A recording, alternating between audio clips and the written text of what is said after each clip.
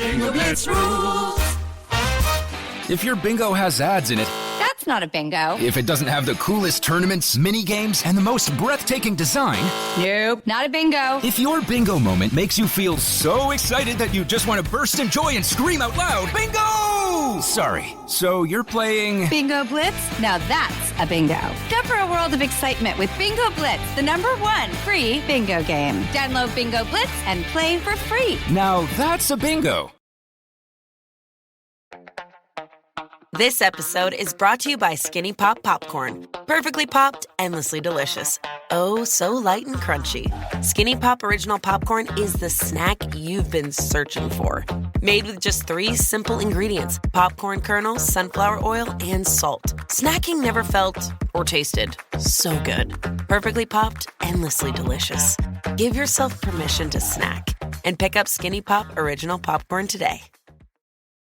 Let's hang out. Let's hang out. And let's talk about what lessons are found. Let's hang out. And let's listen to two lesbians shout. Let's hang out.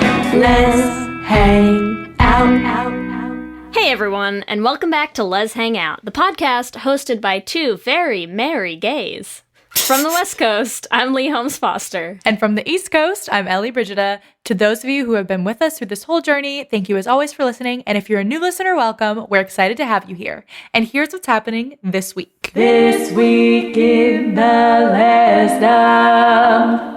This Week in the Lesdom is a place where we can touch base each episode about things going on with the podcast or otherwise.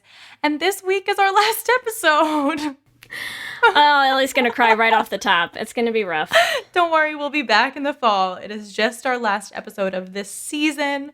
We will miss you all, but make sure you follow us on social media so you can see all of the fun things we have planned for the summer, because we will be doing some more trivia nights. Just endless trivia. Endless. This is our year for trivia. I know.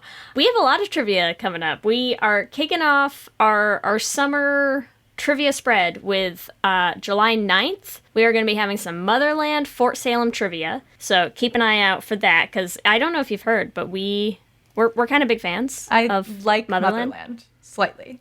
It's okay. It's fine. It's fine. It's great. It's pretty awesome. It's amazing. July 30th, we're going to have another Buffy trivia, so you know you don't want to miss that one.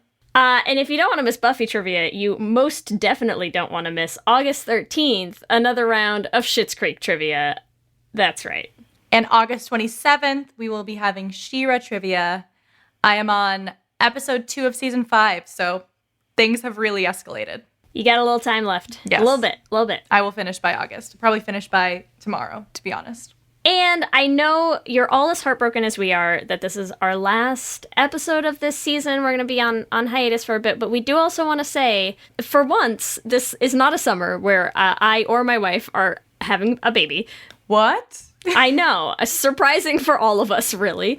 No new babies this summer, so Ellie and I will be busy. We'll be working on some other secret projects that we have going on that we cannot wait to tell you all about when there is some new news. But I just want to plant that little seed in everyone's mind that we got some stuff cooking. You know us. We can't stop, won't stop. We've got some projects. We're busy. We've got things. It's just rude of you to tease it and not tell anyone. I'm being so People rude are right going to now. be spending their entire summer like, what in the world could they be doing? And then they're going to tweet at us and they're going to say, Ellie and Lee, I know exactly what you're doing because this is what you would do. Think, listeners, here's my hint. What would Ellie and Lee do? That's what we're doing. How about this? I'll give him one more big hint, okay? What would we do that is a project currently that is going to be spearheaded by myself, Ellie, and our good friend Valerie Rose Lohman. That's your only There hint. you go. That's your hint. So think about it. Send us your ideas on what we're cooking up over here. Please guess. I want you to guess. There is another new project that I'm working on that I can tell you all about while you're waiting to hear what Lee and I have up our sleeves, and that is an 8-episode mini-series all about Sappho, the OG lesbian from the Isle of Lesbos. I am so excited about this show. If you're a fan of Sappho, or even if you've never heard of Sappho, which please take a listen to the podcast because we will enlighten you as to why Sappho is iconic. I would love it if you would tune in. Also, follow us on our socials at Sweet Bitter Pod. We're investigating the life and controversy surrounding Sappho. Some people say she wasn't actually a lesbian at all, and she just wrote erotic poems about women for fun. So it's the should have been gay of of Greek and Roman times. So if you want to check it out, we have some really cool interviews with Diane Rayer, who's one of the best Sappho translators out there, and also Tracy Walters, who talked to us about Sappho and Greek mythology through the lens of African American culture. She even talked to us about how one of the characters from The Color Purple is based on Sappho. So we're trying to get as many perspectives as we can on this real life person, but the legend that has become Sappho, and trying to uncover some of the things that we can know about her and how she influences all of us today. So I would love for you to check that out and join our launch team. The only commitment for the launch team is to listen to the first episode, which I promise you will love. So you listen to the first episode and give us a rating and review on iTunes the first week we come out, so we can hit the ground running and get as many people knowing about and listening to a show about one of the coolest lesbians pretty much of all time, Sappho. And you can find our launch page on all of our social medias at Sweet Bitter Pod. Also, speaking about social media, if you follow me on any of my accounts, I have just made a TikTok. I am obsessed. I'm trying to keep up with the kids in these days. And I have committed myself to doing one video a day to 5,000 followers. So one a day to 5K. That's my plan. So if you can help me get there, I would really appreciate it. So follow me on TikTok. It's at Ellie Brigida. I've been just singing up a storm there. So if you like hearing me sing, I will be singing on there all the time. In the Greater Les universe, we have some just, small things that we want to talk about before we get to this, our final episode. Okay. The first one, I had to touch on this because I don't really know what's going on, and I think I'm ready for it, but who knows? Who knows? So I found this headline, and the headline was the 2019's Wildest Bee movie, The Velocipaster, which, yes, is about a priest who can turn into a dinosaur and fights crime. Thank God. Yeah. Is getting a sequel, and the sequel is going to be about a lesbian couple fighting Dracula in the 1880s, and it is going to be called Outback Dracula. Is it because they own a Subaru Outback? That was my guess. I do not know that for sure since the movie's not out yet, but I just want everyone to really start preparing themselves for this movie to exist in the world. Coming. I'm sure we're going to do essentials, right? Yeah, we of have course. to. Yes. We only can pick a select few, and this has made the top of the list. Great. In other Les Universe news, Raven Simone has gotten gay married. Hooray! That's so Raven. Thank you. I'm so happy that I could set that up for you. You're welcome. I'm just really happy for her. Also, just currently, I don't know what it is. I have Disney Plus, so I've been diving into That's So Raven and Raven's Home, which is, I don't want to say better than That's So Raven, but gayer than That's So Raven. So if you haven't seen it, Which is better. yeah, so you should watch it. It's pretty gay. I love it. You've tried to talk me into a should have been gay for it, so I have to catch up. Yeah. Okay. The last thing that we want to talk about is very, very near and dear to my heart. If anybody has not yet checked out Disclosure, which is a documentary that's on Netflix and is all about trans representation in the media and is just really, really beautifully done. It's an excellent documentary. It features so many of our faves and yours, I'm sure, like Laverne Cox and Jen Richards and Jamie Clayton and Leo Sheng. You might have heard of him. Our good friend, Leo. Our good friend may have joined us for trivia once.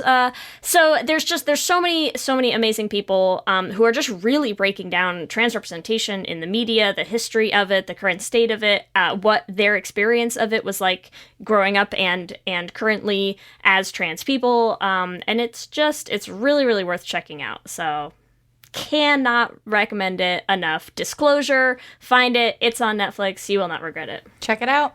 That's what's happening this week. Back to you, Ellie and Lee. Thanks, Ellie and Lee. We are so excited to bring you episode 19 of season 3, and a little sad to tell you it's our last episode of this season. I know, but we will be back. Don't worry. We will be back. But today's episode, we are excited to bring you Carry Your Gaze.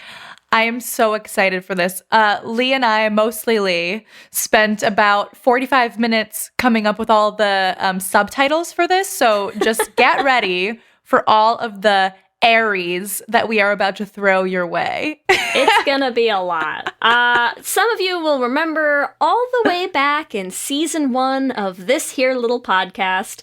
Season 1, episode 15, we did an episode on bury your gays, which is a trope that I'm sure most of our listeners are familiar with. Has shattered If you're our lives, you know? Yes. It's fine. If you're not, you can go back and check out that episode and then, hop right on back over here. What we would like to talk about today is we thought, what better way to end season 3 with, the year that we've all been having so far than to focus on the positives. Let's talk about some of the shows that are doing way better things these days with their gay characters, Yes. right? How do shows carry their gays? Carry them on their backs, piggybacking them to Just victory. toting them around. They got a little satchel by the side, and you just stick your gays in there and take them with you. Pocket gays. I would also like to thank Ariel because she was the one who sort of sparked this to come back to fruition. We've been thinking about doing this episode, and she suggested something like it, and I said, oh my goodness, let's do something. Let's do this. Let's actually talk about the positive things that are happening in our lives instead of putting gays in graves. So Yeah. Other than that. Yeah. So these are, look, showrunners, writers, free of charge. Here are some other ideas for things that you can do with your gay characters and help your show keep your queer fandom happy and engaged and enjoying and watching your show. Just some thoughts. Just a few ideas. Here's They're on us. our free consultation. But if you want to mail us a check, we can tell you where to send that. It's fine. Yes, join our Patreon, bit.ly/Patreon. And you will notice a theme. So should we start at the top of our list, Ellie? Yes, let's start at the top, which is, I think what we all first think about, which is the opposite of burying your gays, which is marry your gays. Marry those gays. Get those gays married. Give them a happy ending. Everybody wants a happy ending sometimes, Yes. I think some of you already have. I know Caitlin Alexander, they put together a whole campaign. At one point, they had shirts and everything. So some of you even have these fantastic Marry Your Gays shirts. Keep wearing those and keep putting that idea out there because, this is a huge one. I mean, Yes. let's talk about some of the shows that have done this and why we loved it. Yes. So I think the biggest one for me is Schitt's Creek. In their season finale, finally, we have Patrick and David married and happy and living their cute little life. And I think we just need more happiness in our shows. We've gotten so much sadness that when we finally get a happy ending, it's warms our heart and just makes us know that this is possible for us too. So It also, I think one of the other reasons that I like this as an alternative, besides just the happy ending, is it also, by design, it has to centralize your queer relationships, right? It's really hard to kind of put your relationship to the side if you're focusing on here are these characters and here is their wedding, Yeah, no one's they're on the altar, but you're focusing on people in the audience. Right, exactly. I mean, I suppose it would be possible to do that. I'm gonna throw the Friends wedding out there as an example of that. There was a gay wedding, the gay wedding was not the focus. But I think most of the time when it's done these days, the focus is on that relationship, and I think that's why some of the other examples that we have in here, because I'm gonna toss Wynonna Earp in the mix as a Marry Your Gays example. They haven't gotten married yet, but I think that I think that the idea of these are soulmates, and these are two characters who you're not gonna see them with other people. I think that same idea applies to the alternate universe, right? Where it's even in an alternate universe where they have been torn apart by various circumstances, those two characters are gonna find each other and are gonna get back together. That's the type of thing that I think you love to see. We love to see it. I love to see it. We love to see it. I would throw Gentleman Jack in there as well, you know, like same thing, they didn't technically officially get married, but you watch them do their little like private, this is we know we're getting married, they take communion together and they leave the little church and you're like, you just got married and no one else knew it, but you knew it and we knew it and that's good enough. Yes. And I think like we deserve love. We deserve love and we should get to see it on screen. Even too, I will throw Runaways out there because obviously they didn't actually get married, but there was this whole dream sequence where Dianoru got married, right? It was like Carolina's dream. And you get to see inside, like, this is her biggest fantasy. Is like just all she wants to do is get married to Nico. And there's so much other shit happening in their lives. And like, this is what she cares about the most. And I just think that's so beautiful.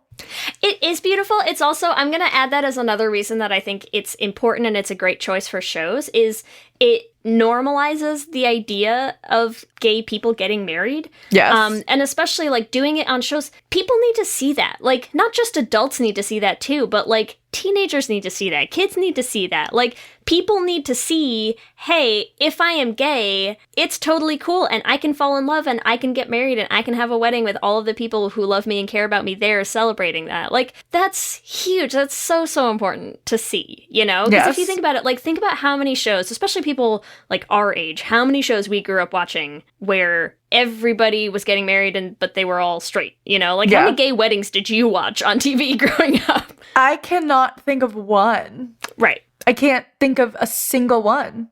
That is... So I'm going to say that's another, you know, keep that in mind. Like, we always say representation matters. Representation matters. Show people that this is an option, that this is like a natural thing that also applies to people who aren't straight. They also grow up and get married and have weddings and are happy together. That's... Yes, I agree.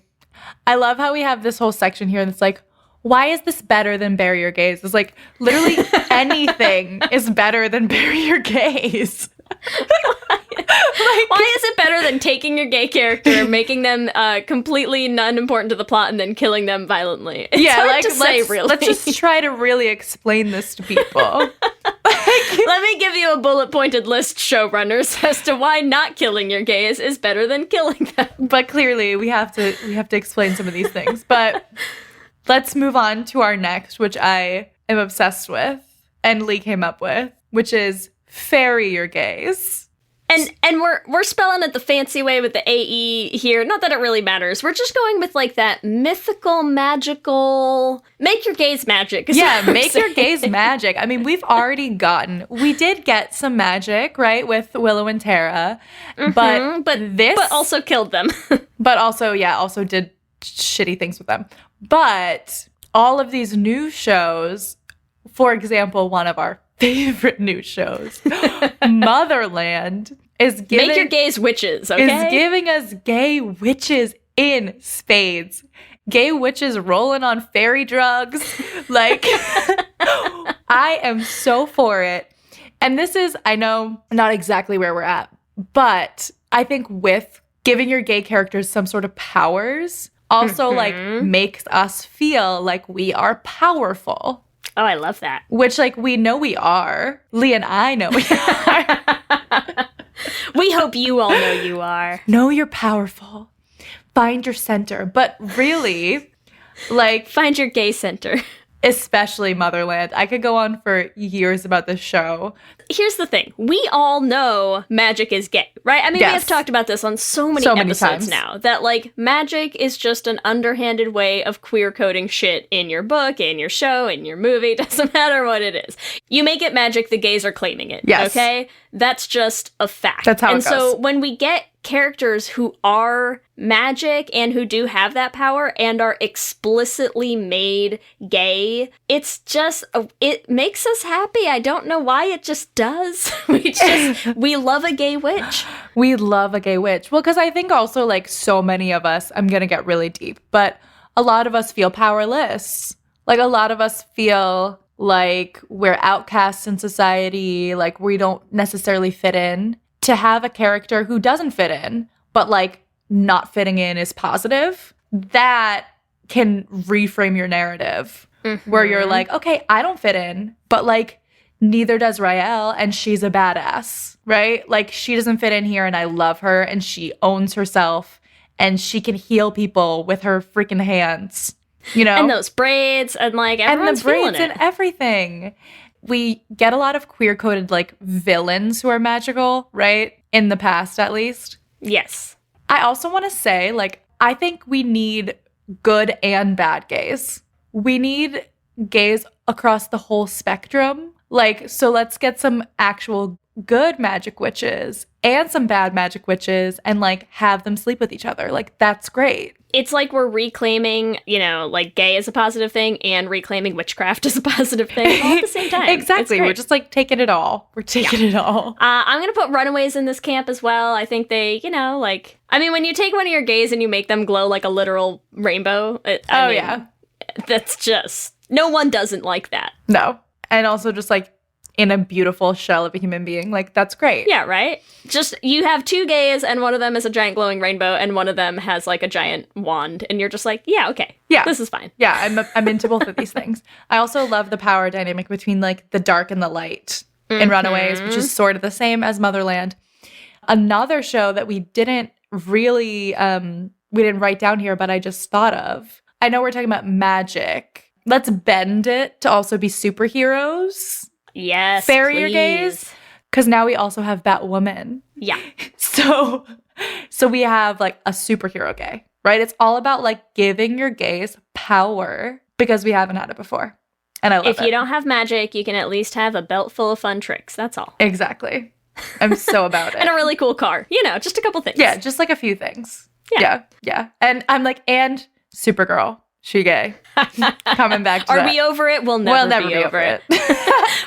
We've converted Ellie is what we did. Can you imagine if this, I'm just saying it right now, if this episode comes out and in the time since we recorded this episode and the time that we release it, Supercorp becomes canon, I will shave my head.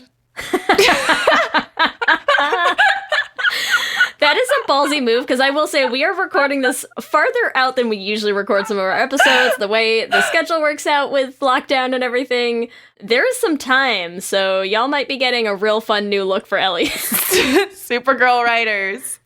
I love my hair, but I want Supercorp together even more. So I'm going to secretly start a campaign starting like right now for everyone to voice their support for making Supercorp I mean, I think real if thing. they haven't done it already, they're not going to do it. But if they do, I'm going to be bald. So we didn't think that was coming up in this episode. But oh, wow. We've gone places already. We're only 2 in, Ellie. We I have so know. many left. So many things rhyme with Barry. Okay, up next, I would like to submit for your consideration Cherry Your Gaze. So what does that mean, Lee? what I mean is, let's take some shows like, for example, One Day at a Time or The Bold Type, where you got to see characters having the experience of maybe their first time Popping their gay cherry. in queer situations in the bedroom. That's all. Yes. And again, I'm going to put this in here because I know, I mean,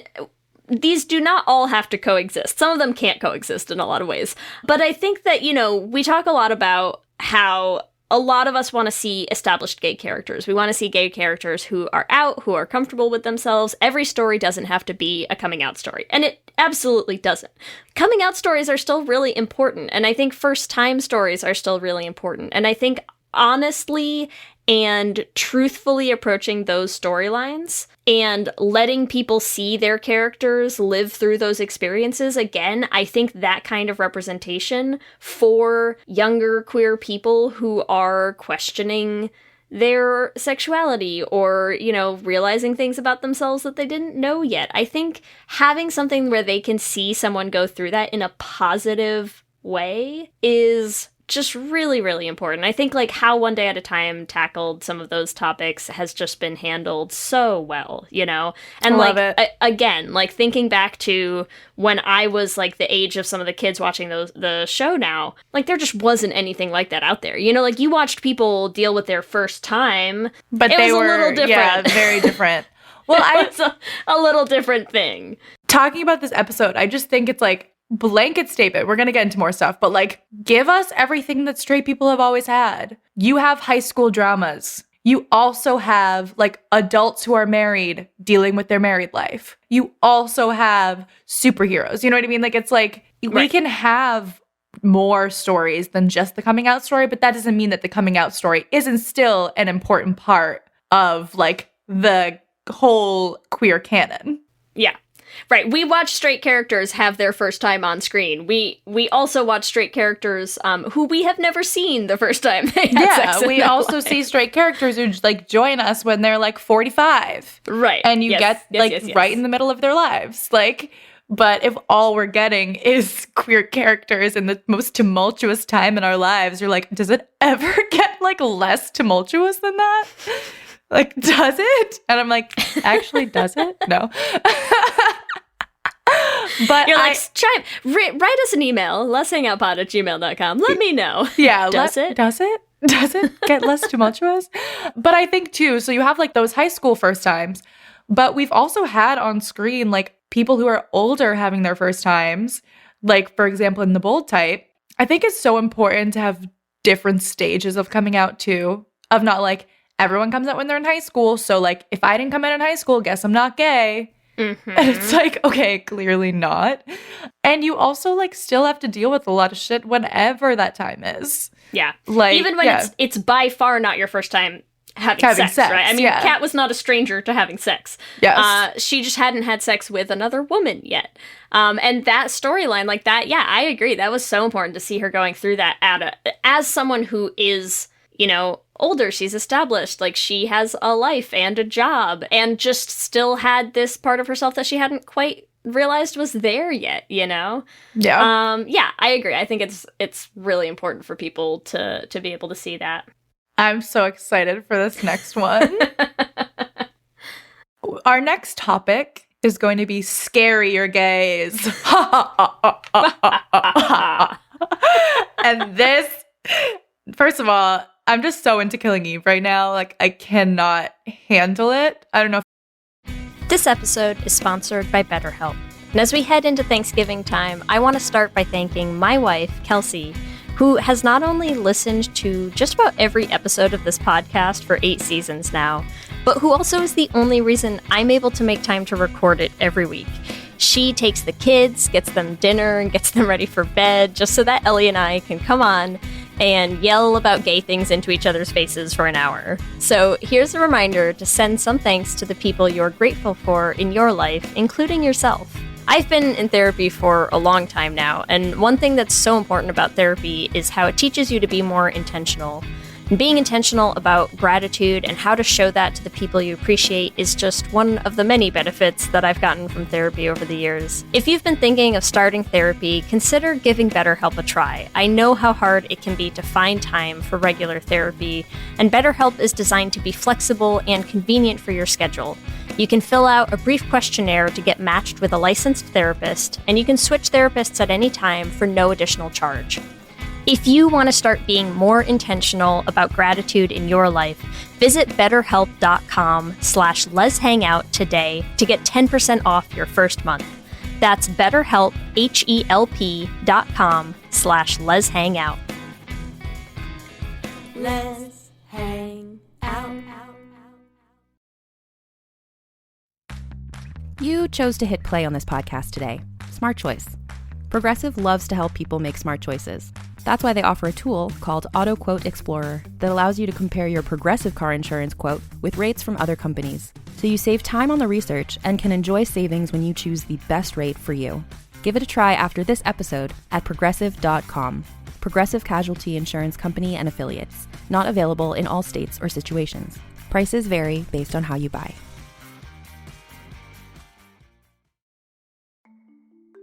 For many businesses, the holiday season can be both an exciting and stressful time. With so many balls in the air, one thing you definitely want to know you can rely on is how you're selling your products. And with Shopify, you can rest easy knowing it's the home of the #1 checkout on the planet. Nobody does selling better than Shopify, and when it comes to successful brands like Aloe, Allbirds, or Skims, an often overlooked secret is all the things that go on behind the scenes that make selling, and for shoppers, buying, simple.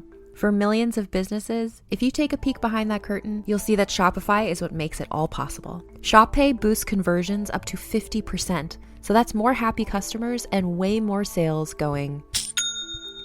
It's true all the time, but especially this time of year, your commerce platform better be ready to sell wherever your customers are scrolling or strolling, on the web, in your store, in their feed, and everywhere in between. Businesses that sell more sell on Shopify.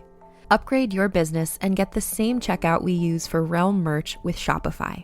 Sign up for your $1 per month trial period at shopify.com/realm, all lowercase. Go to shopify.com/realm to upgrade your selling today. Shopify.com/realm.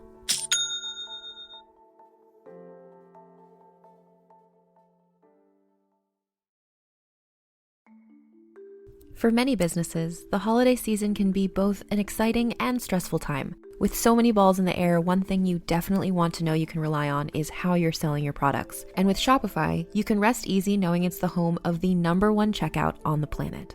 Nobody does selling better than Shopify, and when it comes to successful brands like Aloe, Allbirds, or Skims, an often overlooked secret is all the things that go on behind the scenes that make selling, and for shoppers, buying, simple. For millions of businesses, if you take a peek behind that curtain, you'll see that Shopify is what makes it all possible. Shop Pay boosts conversions up to 50%, so that's more happy customers and way more sales going. It's true all the time, but especially this time of year, your commerce platform better be ready to sell wherever your customers are scrolling or strolling, on the web, in your store, in their feed, and everywhere in between. Businesses that sell more sell on Shopify. Upgrade your business and get the same checkout we use for Realm merch with Shopify. Sign up for your $1 per month trial period at shopify.com/realm, all lowercase. Go to shopify.com/realm to upgrade your selling today. Shopify.com/realm.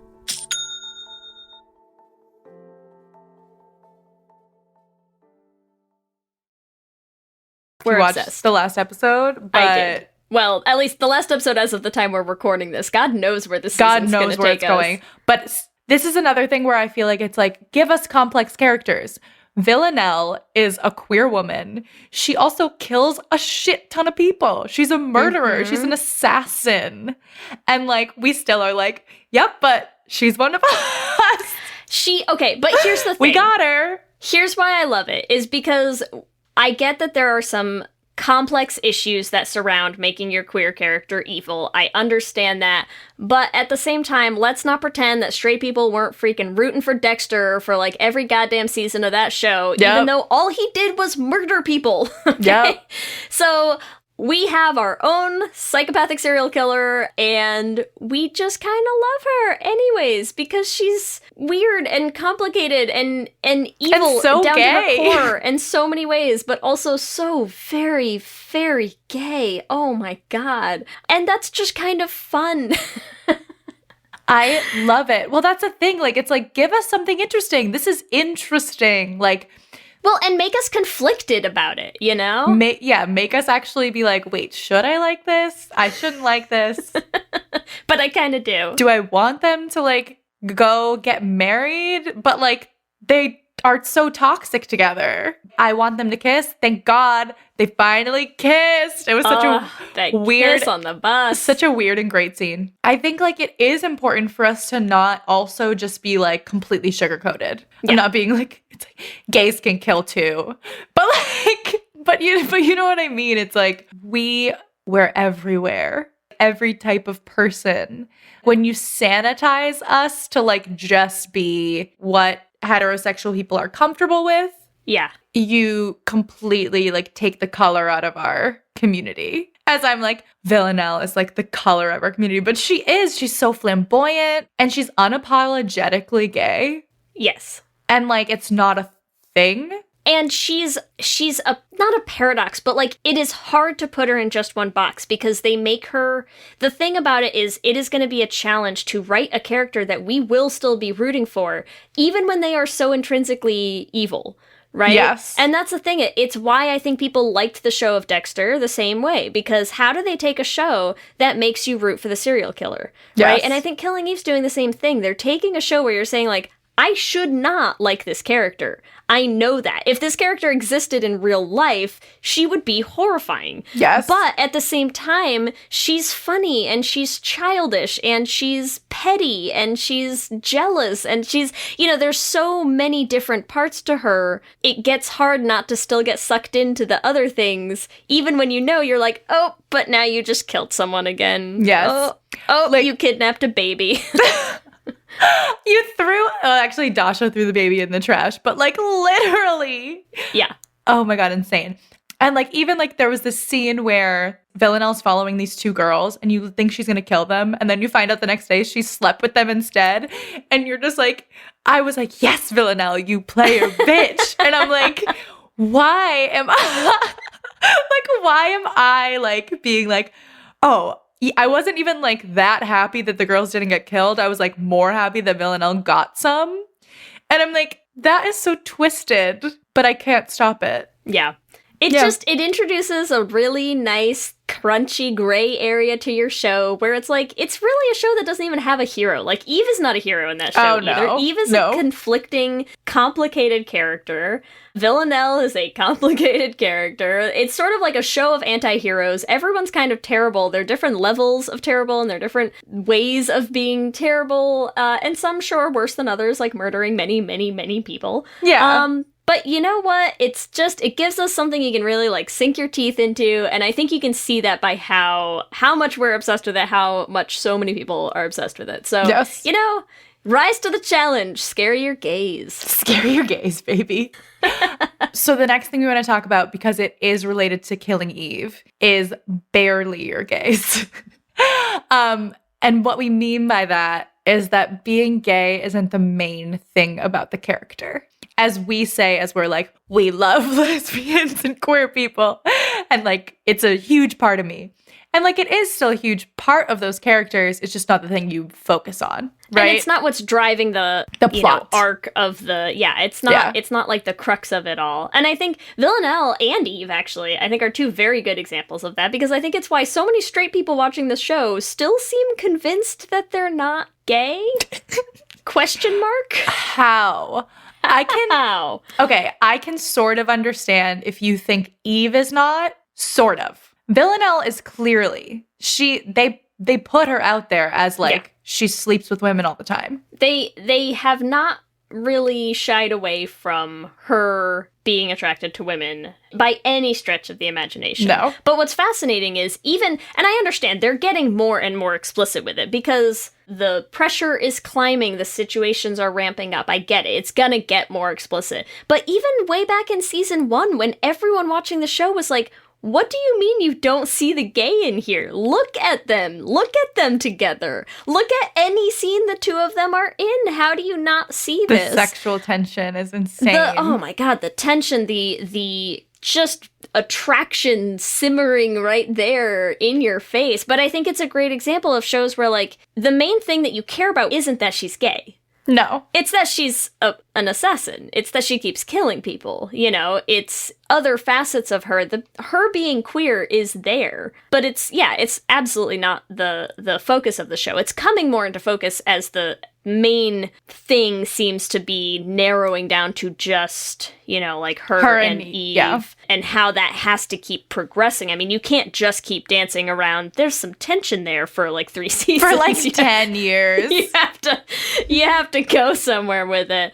But I think that how each of them independently, because they're very different from each other, how they've developed their attraction to one another, how they've exposed the reality of their sexualities and attraction to each other and stuff like that. I think that's just been done really differently than a lot of shows have. Subtle, a little bit more subtle, even though it's not subtle. Like it's subtle, but not subtext. Yeah.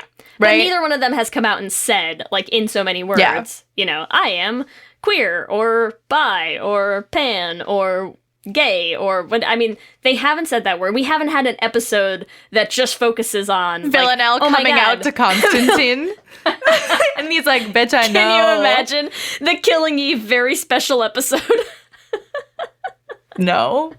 And then Constantine would just be there like, I think you're a terrible lesbian. Love it.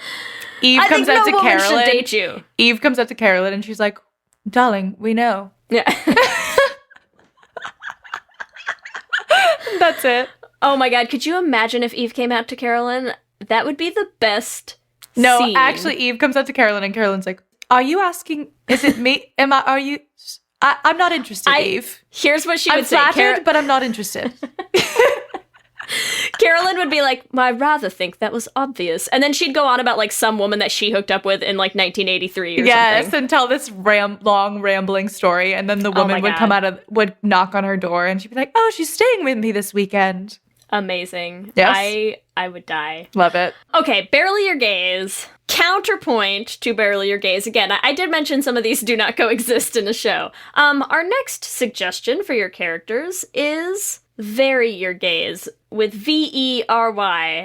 Make your gaze gayer. Make your show gayer. Put more gay stuff in your show. That's it. Or be more explicit with your gay. All of the gay.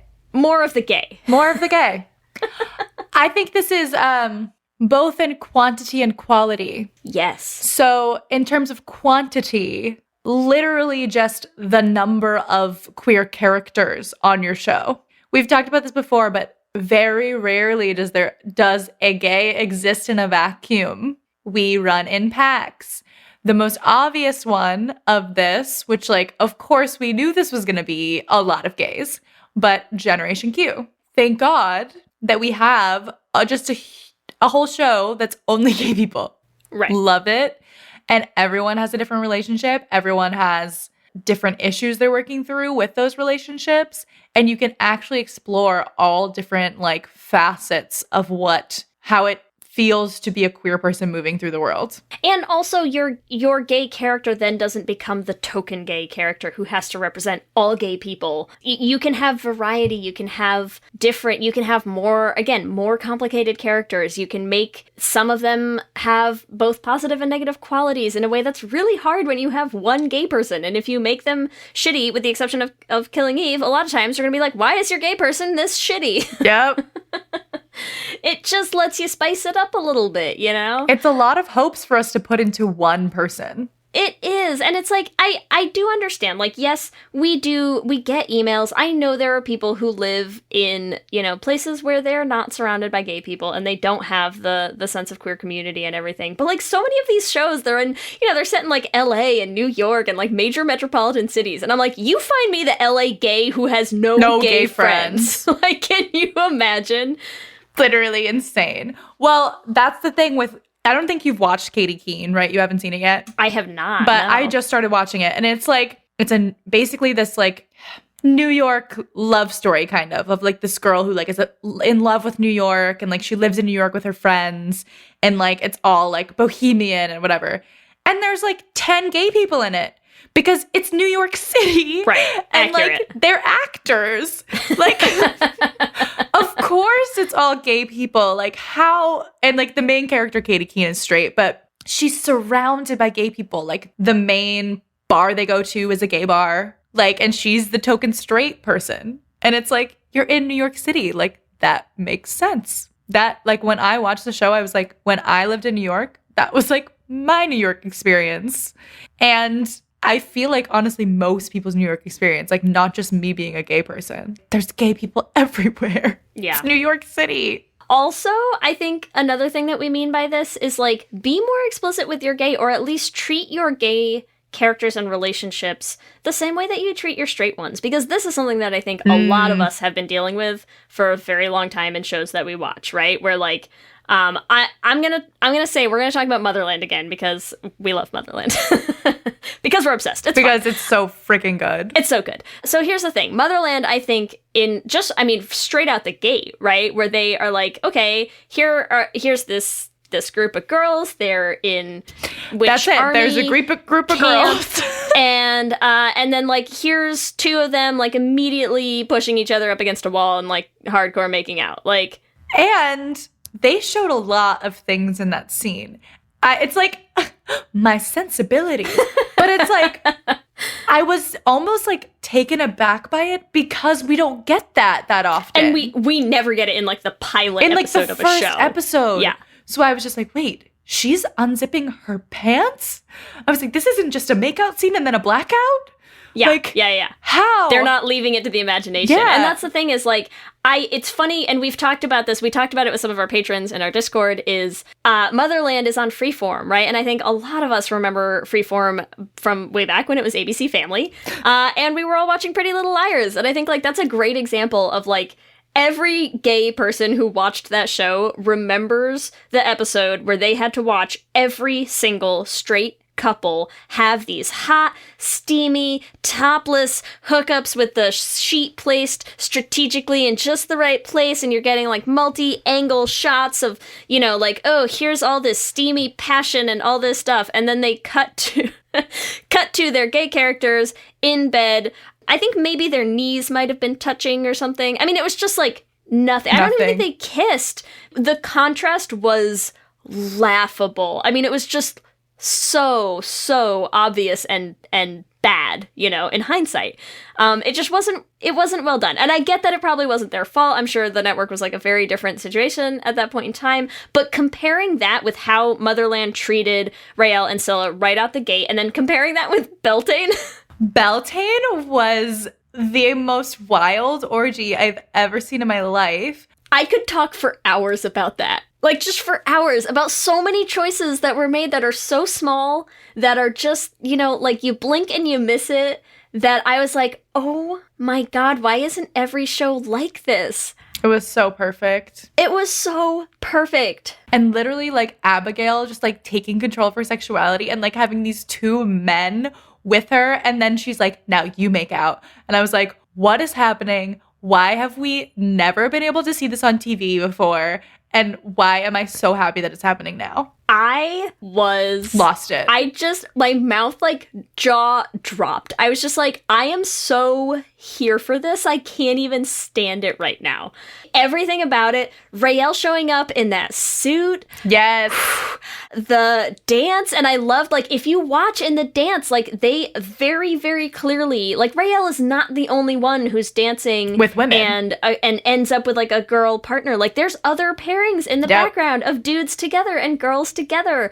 And I just... Oh, my God. I was like, what is happening? And why have I never felt this just sheer joy at, like, the absolute just A, sex positive, and B, like, queer positive, just hot nonsense witch orgy happening on my screen right now. It's so good. It's so good. And it was it's the best. So gay. And it makes me so happy. And that's what we want. We want things that are very gay. I have to talk about it because I am obsessed and I'm still never going to be over it. Sense8. I'm just going to say, like, same thing. It is not for the faint of heart. If you do not want to see very explicit gay sex scenes, not the show for you. But if you do, boy, is it fun when you have that show that you can go out and find. Yes. It is, and you know, I think it's similar to, like, some of the experience of Beltane, where you're just like, here's a giant group queer orgy, and, like, yeah, I'm here for it. I'm about it. I'm yeah. about it. I'm about it. So there you go. Give us very, very gay stuff. Very, very gay stuff. I also want to talk about Hentified super quickly because, like, from the first episode, they had, like, queer sex, queer characters, and it was just like, okay, this is one of the main characters, and, like, she's a lesbian and she has a queer, like, partner. And that was just, like, one of the first things you see. Her girlfriend is in most episodes. And yeah, it's just like gay from the get-go. I love it. Our next is, which I'm very excited is, non-binary. You're gay. I love this. I love this so much because this is a big one, and this is one where we do have fewer examples of it, obviously, but there's not none, and that's something that we think is great. So, let's start. Can I start with One Day at a Time? Oh, yes. I think this is a great example of, like, there's not a lot of shows that have non-binary characters even in general, right? Mm-hmm. And I think having non-binary characters and then having non-binary characters who are specifically playing queer roles. I think One Day at a Time is a great example of this, where Elena realizes that she's attracted to women, like comes out as a queer character. We do her whole coming out story, and she ends up dating a non-binary character. And I think the way that they handled that, the way that they, you know, dived into like, what does it mean for Elena to come out as a lesbian and then date Sid? And how do their identities align? Like, how does that play together? What do you call each other? Like, just all of these topics that, again, I think people need to see this. People, need to see that non-binary people exist. Yes. And are real. And are in your lives, probably, whether you know it or not. I mean, our listener base, you know it. Yes, yes. But they're there. And we as a community and we as a greater society, I think, owe it to all of them to be more educated and have more representation and just, you know, really have the same level of they need to see themselves on screen too, you know? So yeah, please. Let's talk about some more. I think too, like the more non-binary characters we have, the more we can have the same stuff, which is like not tokenizing them. It's not like, okay, your only role on this show is to show that non-binary people exist. Like you can also have like a fully formed character and human being who is non-binary. And of course, a lot of their gender expression is gonna play into some of their life, but like you can have other stories. So I want to talk about Zoe's Infinite Playlist. There is one of the main characters on Zoe's Infinite Playlist is non-binary, gender fluid, uses he and she pronouns depending on the day, which I also just love because I think that also just like illustrates to a wider audience that like there can be a spectrum. People have such a hard time with the word they, which is ridiculous. Yeah. But like when you're like, oh, well, sometimes I feel like he and sometimes I feel like she, a mainstream audience is like, yes, I understand that because that makes sense grammatically. And you're like, you're idiots. But you know what I'm saying? But it's also, I like that we have examples for the two examples of non-binary characters that we put up here that are two very different ways that people can be non-binary. Yes. Which are different from each other and which are both still real and valid. And that's great. I think, you know, some non-binary people use they, some don't. Yes. Some non-binary people still only prefer one set of gendered pronouns. Some like both. Some like any. Some have specific feelings like day to day. All of that is going to be different. And I think exactly the more non-binary characters that we get on screen, the more you'll start to see all of those different possibilities and the more people start to understand what it can mean and all of the different things that it can mean. Yes. And also like he gets this whole storyline where you get to see more of like his life. Like from the beginning of Zoe's Infinite Playlist, it seemed like maybe he was going to be like a sidekick kind of character, which was like, he's like this like sassy like character to add like sprinkles of color everywhere. And then I was so happy, like that episode where they really gave him like time to dig into, he's having all these issues with his religion and reconciling like his authentic self. And he ends up like singing this beautiful song. Like he presents as a male when he goes to church because he feels uncomfortable. And then at the end, he like wears a dress and like does his makeup and puts crazy hair on and like sings this gorgeous song and everyone in the church is affirming him.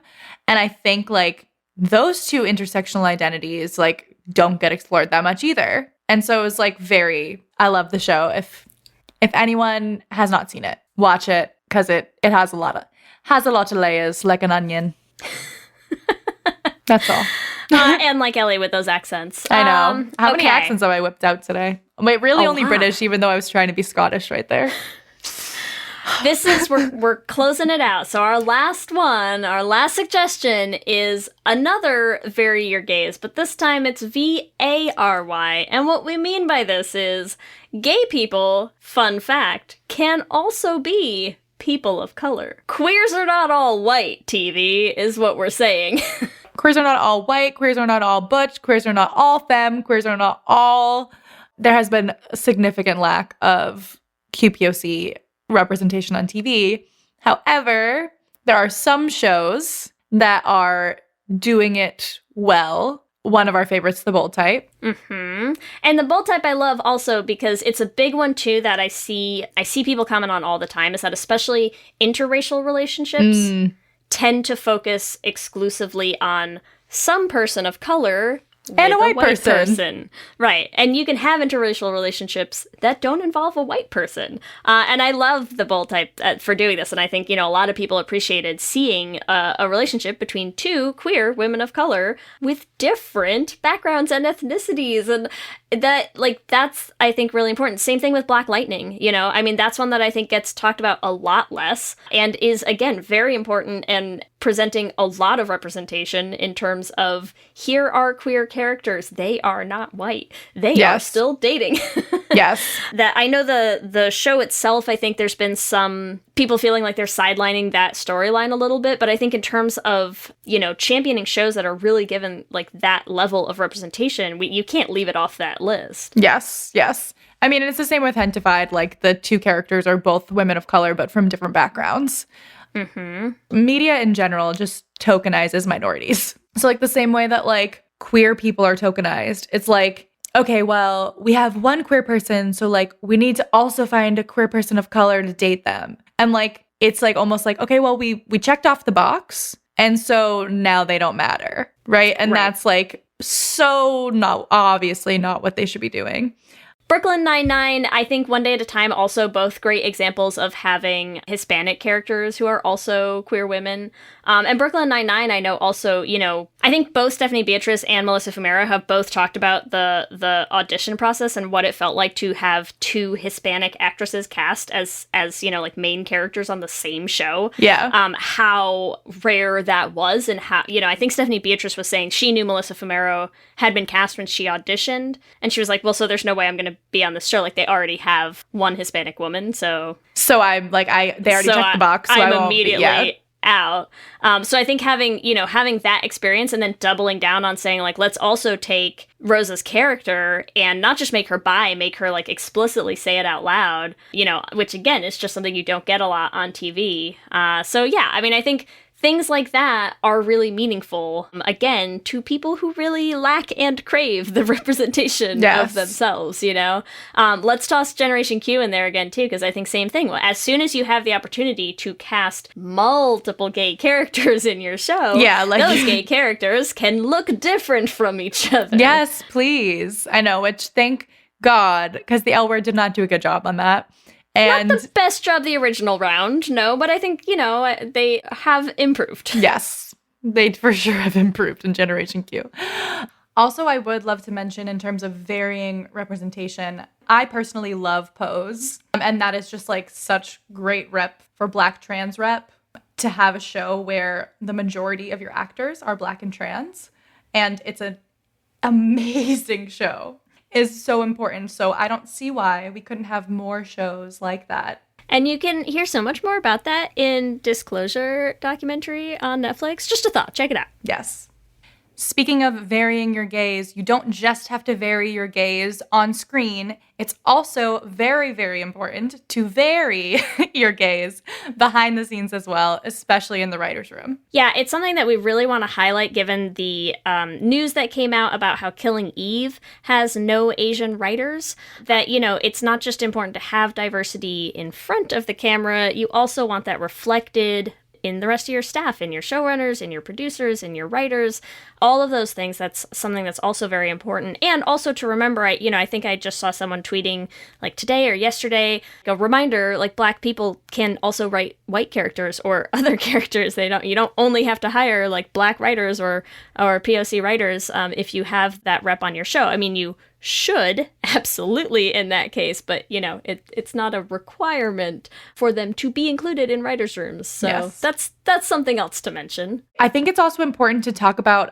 varying your gaze in terms of like relationship styles, because as a community, a lot of us are not monogamous. Like a pretty significant amount compared, I think, to the general population. I know like a lot of us are monogamous, but what I loved about Schitt's Creek is that David and Patrick still have their happy ending. They get married. It's clear, like, that's their partner. But, like, sexually, they don't necessarily have to do that. And, like, because it's Schitt's Creek, it's like it's obviously like all in a joke and stuff like that. But still, like, there's a part where they like debate having a threesome with Jake, right? And they're like talking about it in an open way about their sexuality. Like, and like that's another way that I think like stereotypically gay men have been a bit like either sanitized or hypersexualized on television. Right. Or shamed or stigmatized, yes, you know? Like for their like sexual choices. But in Schitt's Creek, it's like, okay, well, this is a part of the gay community. Like, this is my partner, but like maybe sexually they don't need to be the only one. And even, I know you haven't seen the Schitt's Creek finale, I'm sorry, Lee. But it's okay, you can ruin it for me. But even on their wedding day, Patrick gets David a massage and he pays to get David the massage. And then there's a whole mishap where the masseuse gives David a happy ending. And on their wedding day, he literally gets a happy ending. And he thought that Patrick had paid for it for him. Like he literally was like, oh, thank you so much for that.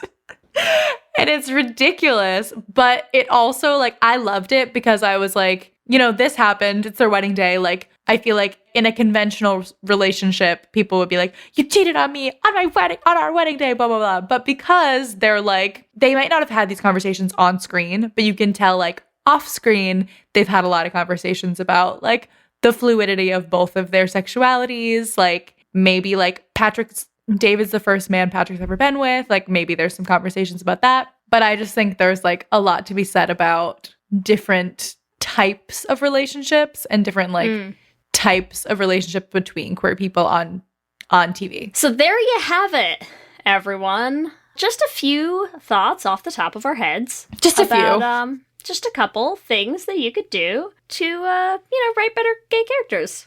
Give us the gay. Give us the gay. All right. I think it's time for our Q and gays. Q and gay. It's always time. I can't believe we're going to go so long without some Q and gays for a bit. Okay. I'm sad. Maybe we'll just throw some up on our Twitter just for shits and gigs over the summer. Okay. I mean, fine. I'm like, if maybe we will. Lee will. All right, let's get into this. Okay. Question 1, Ellie. How would you prefer to marry your gay? A big wedding or a secret private ceremony? Big wedding. I want a party. I want all my friends and family there. I have no money, but no expense will be spared. You're not a person who does a lot of things in secret. No. No. It'll be all over social media. Sorry. Everyone needs to know. Number 2. Who are you rooting for more? Eve or Villanelle? Oh, this is a hard question. I'm rooting for Villanelle to continue growing as a character. I'm rooting for Villanelle, let's be real. You're rooting for Villanelle. I'm rooting for Villanelle. Eve has sucked lately. I'm like, Eve sucks, and she's literally only murdered one person. Eve is terrible in some of her own different ways that don't involve a lot of murder, but don't necessarily redeem her entirely, so no. I don't know. Question 3, Ellie. Do you prefer very gays or barely gays in your shows? I'm about the very gays. We know this. I mean, I'll take a barely gay as long as it's like done well and I still know they're gay. But I would much prefer very gays. Like we want all the gay shit as gay as it can be. Hit me in the face. I don't think that's a secret about the two of us. Please. All right, next question. Lee, when was your gay cherried? A, high school, B, college, C, after college, or D, still waiting to be cherried? The problem with this question is, as soon as we do this, Ellie's going to start pushing for us to do like a first time episode. Yes. No. The answer is A, high school. And that's the story. That's it. Lee. Let's talk about it. My parents listen to this podcast, Ellie. All right, finally. Question 5. At Fort Salem, what would your specialty be? A, necro, B, blaster, C, fixer, or D, biddy? I would be a biddy. I love the biddies so much. I love the biddies. It would be my great honor to be a biddy. Except no, I would hate being a biddy because I do not want to look old. So I would actually, in real life, probably be a fixer. Yeah. Yeah. I 'Cause I like I to think the save biddies people. are like one of my favorite things in the show, though, especially because it's my favorite thing. Anytime anytime General Alder tries to storm out of a room, and I'm like, it's really hard to storm out of a room when like 8 old ladies have to walk out after you. Come on, get in, girls. We're going shopping. Clicking their little tongues. I think they're great. They're but okay, creepy as Fixer's hell. a fine choice as well. Yep. Remember, you can give us your own answers to this episode's Q&A questions on our Twitter at Let's Hang Out Pod. If you're looking for another show to listen to while we're on hiatus, we're promoting Bloodlust during this episode, which is an episode all about horror movies if you're a horror fanatic, and their teaser is coming up now. Hey there, listener. Do you ever feel isolated at work or with family because you're different? Do strangers see you as unwholesome or possibly even evil? We understand, because like you, we've experienced the pain of being judged, simply because we're women who love horror movies. Since 2014, the Bloodlust podcast has been discussing every type of horror movie, from big-budget Blumhouse releases to foreign art house cannibal movies. The 3 women of the Bloodlust watch them all and tell you which ones you shouldn't miss. We even have a guy on hand in case we have questions like, could a 115-pound woman really load a crossbow? Or how long would it take to vertically bisect a person? Both actual questions asked on the show, by the way. So let the Bloodlust be your go-to podcast for classy broads and a token dude talking horror. We see you out there, ladies. Let's get weird together. That's the Bloodlust on iTunes and everywhere else. Let me hear you say hip, hip, hip, hip, hip, well, yeah. We love hearing from all of you. We love continuing to build this community, so we just want to shout out some of our favorite things every episode, and especially this episode because we won't get a chance to for a while. But know that we love you if you reach out to us on hiatus, even if we don't get to say your name every week.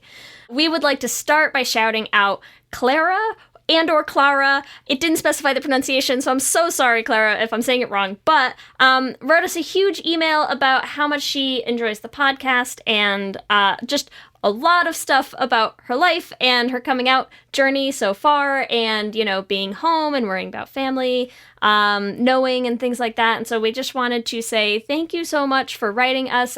We have heard from so many people, especially through quarantine right now, who are just, you know, home with their families, and either their families don't know and that's stressful, or they do know and it's still stressful. And so we just wanted to say, you know, like, we certainly love hearing those stories, but it also, we know how hard this time can be for so many of you. And so we're glad that you can find some joy in the podcast, and we promise we'll be back with new episodes soon. We also would like to give a shout out to Faith, who messaged us on Facebook about Almost Adults, which is a great movie with Natasha and Elise from Carmilla, but they said that it should have been gayer, which we're always for a should have been gayer. So thank you for your suggestion. And I agree, it's very hard to see Natasha and Elise as just friends when they have so much chemistry.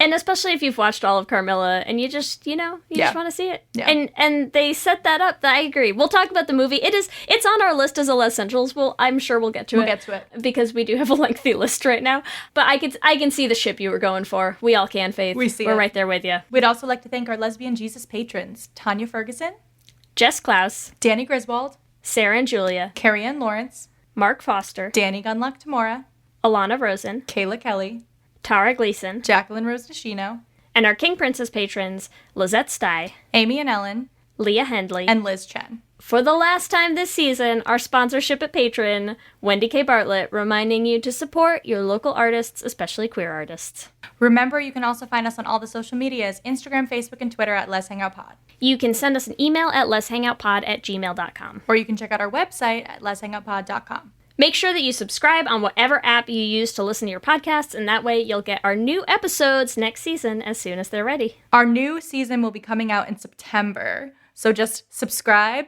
and then keep an eye on your phone in September. Just a hint. We're also posting videos on our YouTube channel, so make sure you subscribe at youtube.com/letshangoutpod to catch them.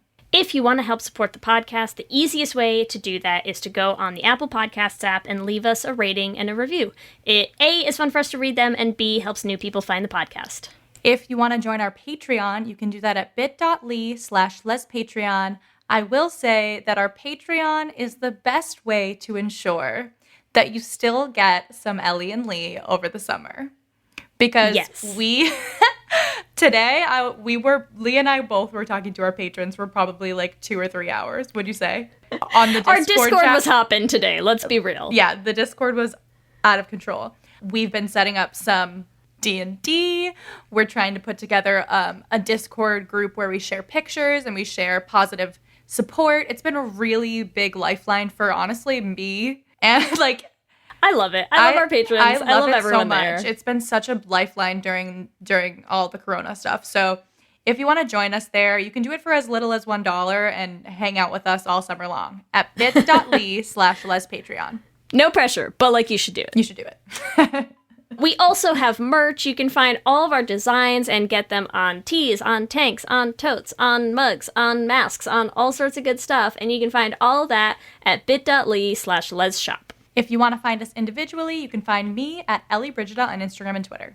And you can find me on Instagram and Twitter at LSH Foster. With that, for the final time this season, I'm Ellie. And I'm Lee. And let's hang out again soon. Let's hang out.